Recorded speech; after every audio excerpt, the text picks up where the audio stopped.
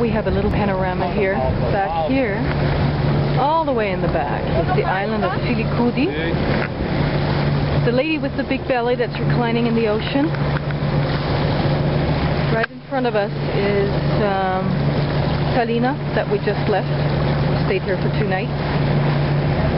Over here is Lipari, the large island right in front of us. Tucked in behind is Vulcano, still with an active volcano. Now we're panning over to the action on the boat. Here's our sailing priest. We love him, he's great. Our opera singer, Agnieszka.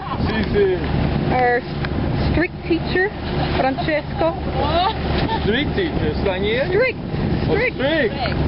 Yeah, and Claudia, or also known as Karen. We've already lost one passenger by the name of Heribert. He got sick on us. I have no idea where our captain is actually. We've lost him. He's gone overboard.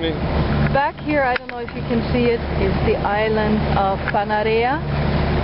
And over here on this side is the island of Stromboli, where we're headed now.